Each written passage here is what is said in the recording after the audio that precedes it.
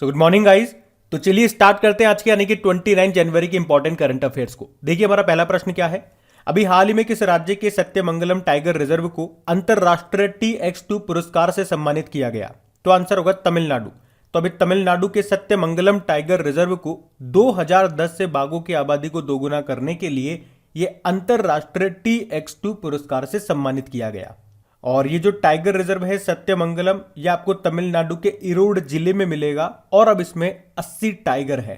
अच्छा, अभी जंगली बाघों की संख्या को दोगुना करने के लिए नेपाल के बर्दिया टाइगर रिजर्व को भी ये पुरस्कार मिला है। और ये पुरस्कार देता कौन है? विश्व वन्यजीव कोष यानी कि वर्ल्ड वाइल्ड लाइफ फंड। और इसका हेडक्वार्टर कहां पर है? ग्लैंड, स्विट्जरलैंड में। ये भी याद रखो।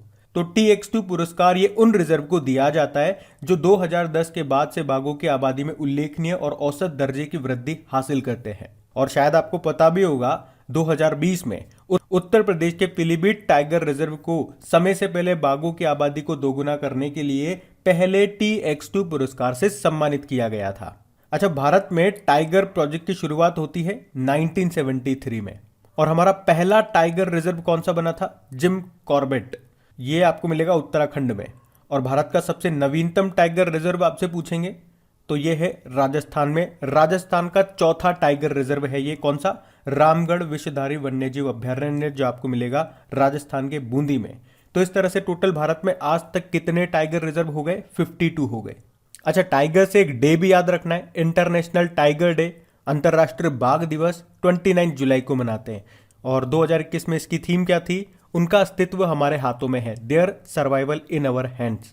सबसे ज्यादा टाइगर आपको मध्य प्रदेश में मिलेंगे, 526 टाइगर है लास्ट डेटा के अनुसार। और टाइगर मैन ऑफ इंडिया किन्हें कहा जाता है? कैलाश शांखला को कहा जाता है। और वैसे टाइगर की संख्या को डबल करने का लक्ष्य कब तक का है? 2022 तक का। अच्छा बताओ, 2021 में कितने टाइगर रिजर्व को CATS मान्यता मिली थी? CATS मतलब कंजर्वेशन अश्योर्ड टाइगर स्टैंडर्ड्स। तो आंसर होगा 14 टाइगर रिजर्व को। और एक सतपुड़ा टाइगर रिजर्व काफी न्यूज में था, इसको ध्यान रखना, क्योंकि अभी विश्व धरोहर की संभावित सूची में इसको शामिल किया गया था। उसके अलावा अर्थ गार्जियन श्रेणी में अर्थ हीरोज पुरस्कार भी मिला था इसको। तो ये सारे पॉइंट आप ध्यान रखेंगे बढ़ते आगे। और हाँ गाइस, देखिए इंडिया के टॉप बैंक एडुकेटर्स एक बार फिर अनअकैडमी पर आपके लिए ला रहे हैं ढेर सारी फ्री क्लासेस। तो अनअकैडमी की हर क्लास कंडक्ट की जाती है आपके बैंक की हर परीक्षा की तैयारी को और भी ज्यादा मजबूत करने के लिए। और ये सारी फ्री क्लासेस आपको मिलेंगे अनअकैडमी पर, जहां पर आप अपने फेवरेट टीचर के साथ अपने घर से अपने पर्सनल शेड्यूल के हिसाब से पढ़ सकते हैं।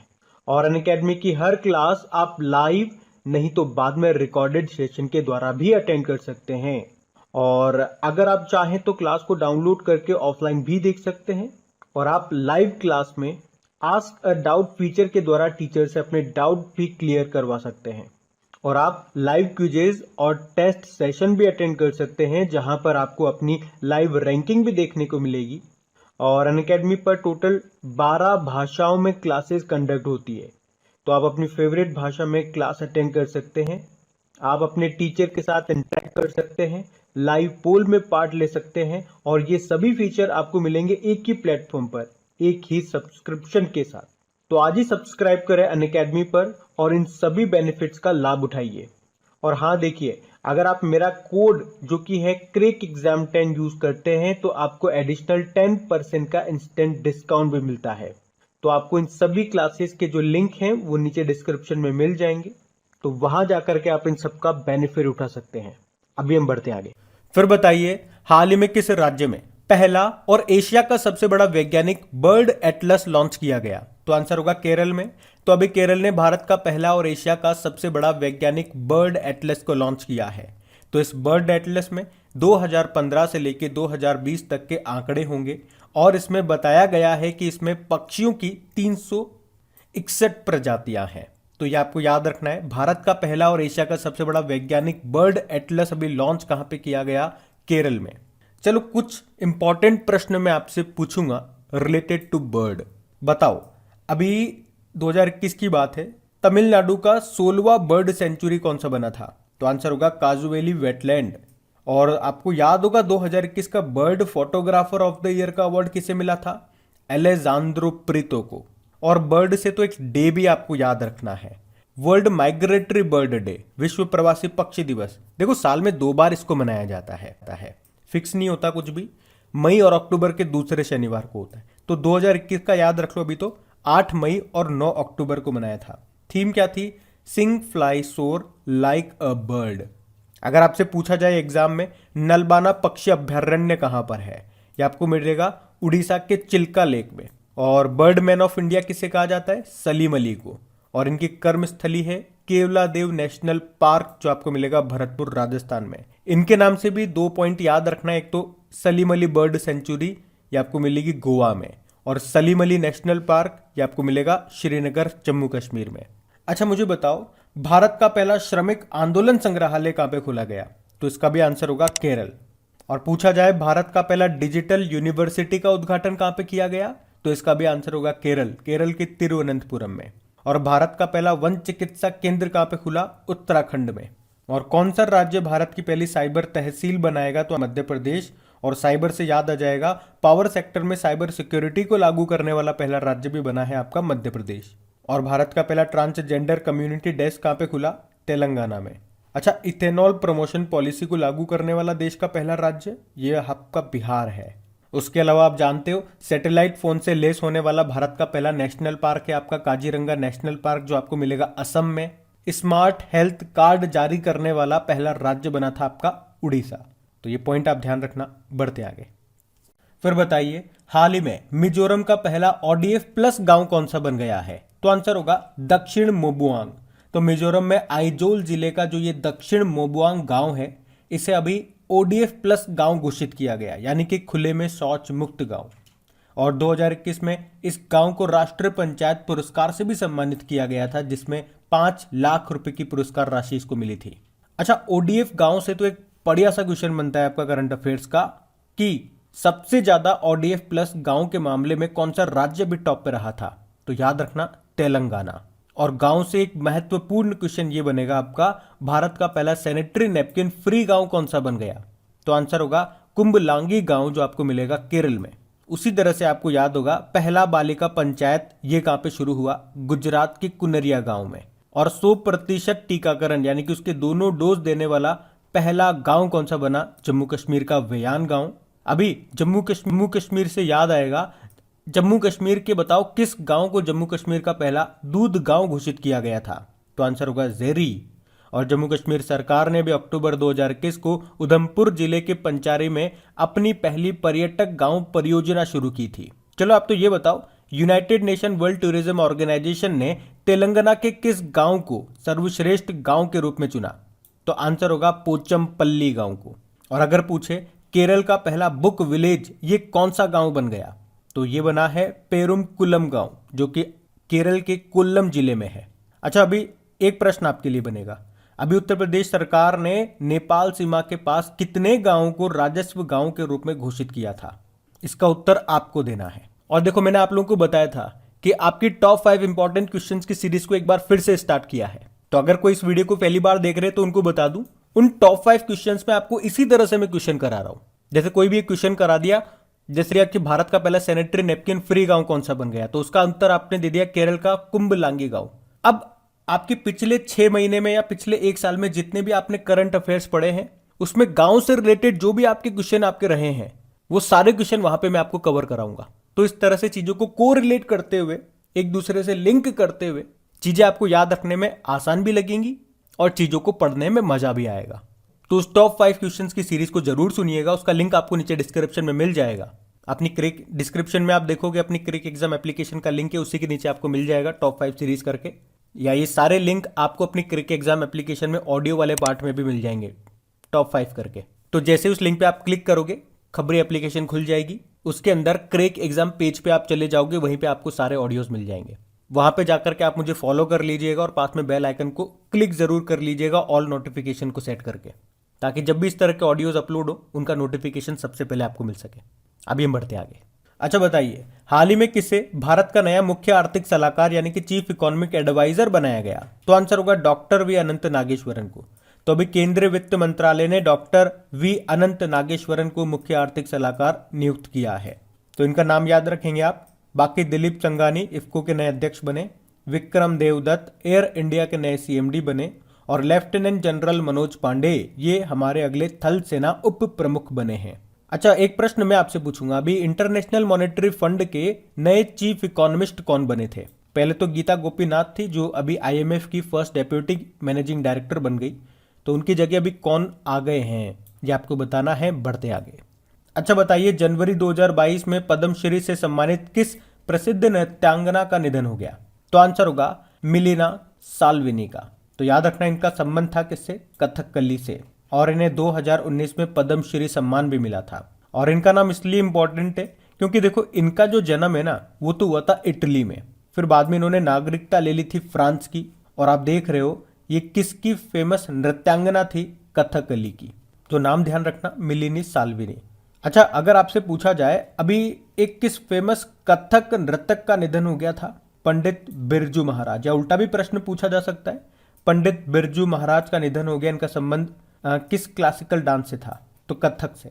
अच्छा, अगर आपसे पूछे कि भारत के कितने शास्त्रीय नृत्य हैं, तो आंसर होगा 8। कौन कौन से? एक तो हमने कहा कथक जो कि है उत्तर भारत का, नॉर्थ इंडिया का। केरल के 2 हैं, कथकली और मोहिनीअट्टम। भरतनाट्यम है तमिलनाडु का, सतरिया है असम का, कुचिपुड़ी आंध्र प्रदेश का है, उड़ीसी उड़ीसा का है और मणिपुरी मणिपुर का है।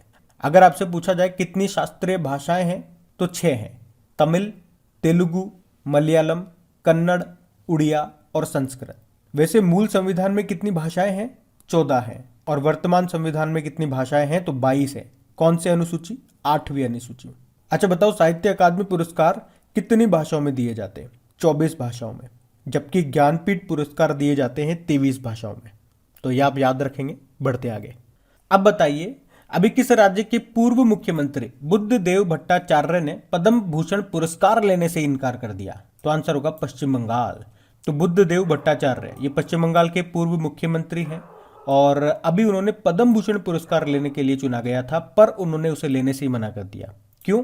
उनका कहना है कि इसके बारे में उन्हें कोई जानकारी नहीं दी गई, उन्हें बताया नहीं, इसलिए वो अभी से नहीं लेंगे। और यही नहीं, एक और है, संध्या चटर्जी, ये गायिका है और इन्हें मिला था पद्मश्री, पर इन्होंने भी इसे लेने से मना कर दिया। तो ये 2 नाम न्यूज में है, तो इनको ध्यान रखना। बाकी मैं आपको सारे एक बार रिवाइज करा देता हूं, वैसे तो मैं कल आपको बताए थे, जो भी इंपॉर्टेंट है एक बार फिर से सुनो। देखो, भारत रत्न भारत का सर्वोच्च नागरिक सम्मान है, किसी को भी नहीं मिला इस बार। बाकी पद्म पुरस्कारों की बात करेंगे तो नंबर 1 पे आता है पद्म विभूषण, फिर पद्म भूषण और पद्मश्री। कितने कितने मिले पहले तो ये याद रखो। पद्म विभूषण दिए गए 4 को, पद्म भूषण दिए गए 17 को और पद्मश्री 107 को। तो ये जो 4 हैं ये तो आपको याद रखने ही रखने हैं। क्या नाम है? प्रभा अत्रे, इनको कला क्षेत्र में मिला है। राधेश्याम खेमका साहित्य और शिक्षा में मिला है। General Bipin Rawat civil service category में मिला और कल्याण सिंह को पब्लिक वेलफेयर लोक कल्याण कैटेगरी में मिला। ये 4 नाम याद रखेंगे। और पद्म भूषण हमने कहा 17 को मिला है। 17 में से मोस्ट इंपॉर्टेंट मैंने 5-7 नाम आपको बताए थे, देखिए जैसे कि गुलाम नबी आज़ाद, ये नाम भी अभी चर्चा में है, तो इनका नाम भी याद रखना क्योंकि इनकी पार्टी के लोग ये आलोचना कर रहे हैं, भैया तुमने क्यों ले लिया, इसलिए इनका नाम ध्यान रखना।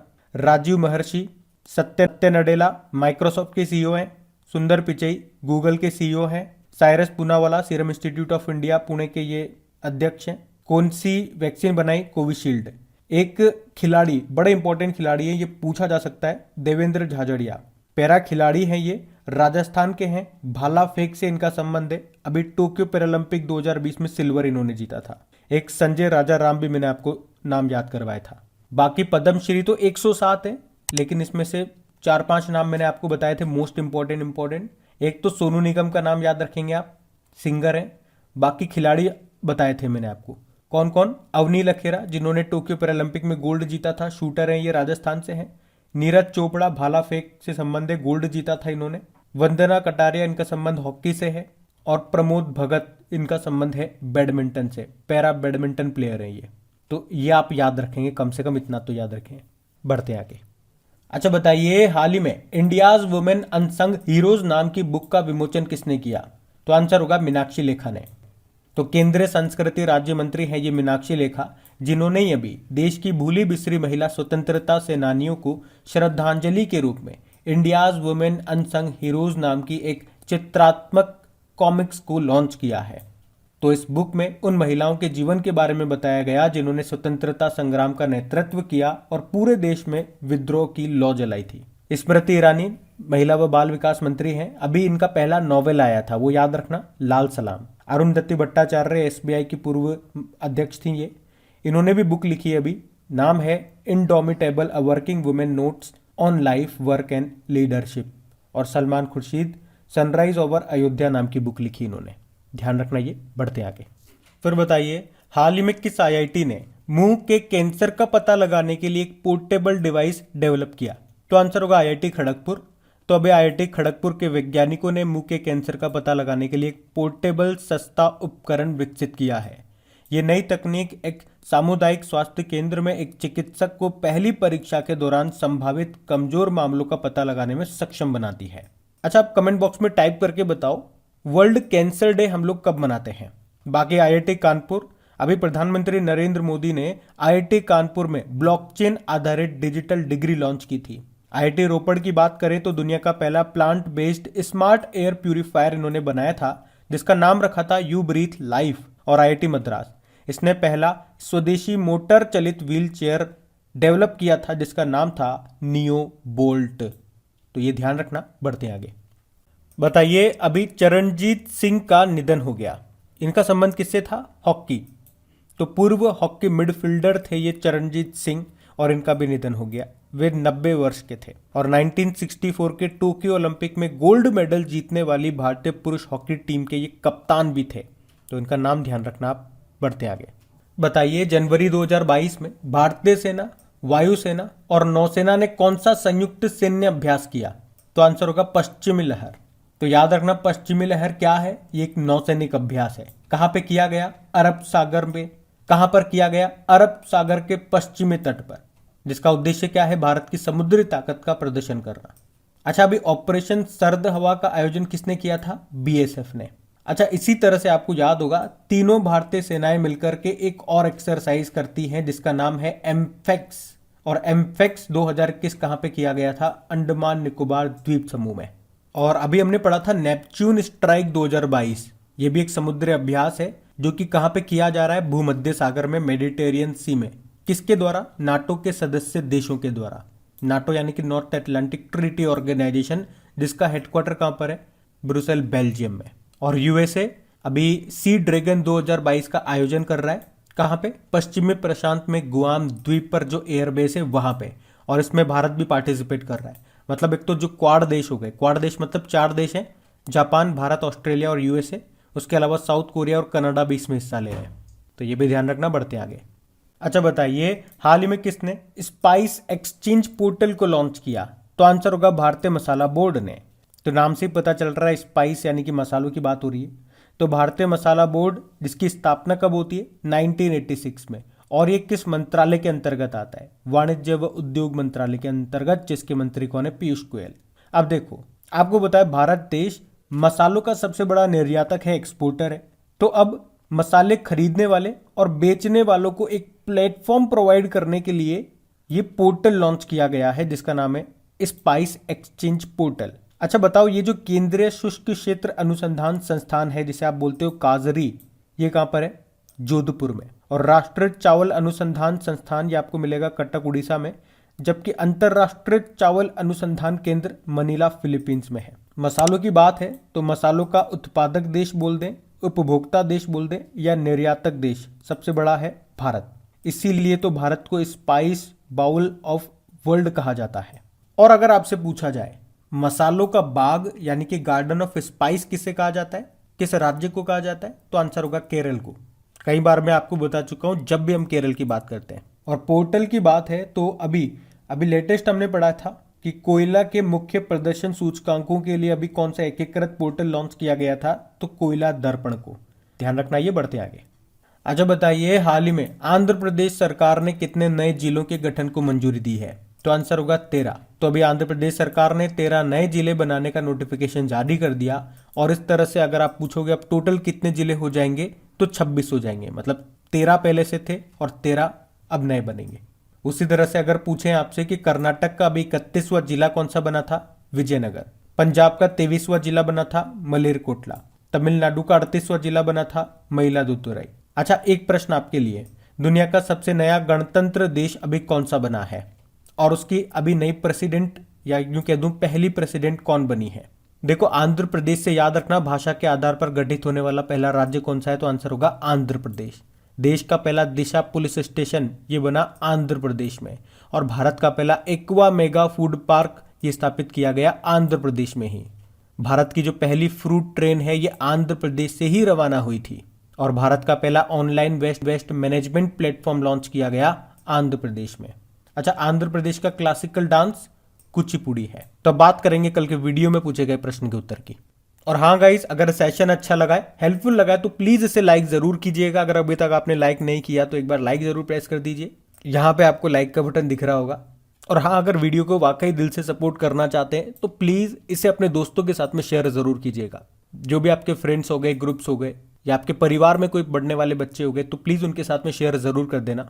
तो देखिए, कल के वीडियो में आपसे क्या पूछा था, AVGC centre of excellence launch करने वाला भारत का पहला राज्य बना था कौन सा, तो आंसर होगा कर्नाटक। आप सभी ने प्रश्न का बिल्कुल सही उत्तर दिया है, और इन सभी क्वेश्चंस का क्विज आपको मिल जाएगा, इसकी पीडीएफ भी आपको मिल जाएगी आपके क्रैक एग्जाम एप्लीकेशन में ही। और अभी वीकली और मंथली वाली करंट अफेयर्स की भी पीडीएफ अपलोड हो रही है, वहीं पे आपको मिल जाएगी क्विज के साथ साथ। तो ये रहा आज का आपका होमवर्क प्रश्न।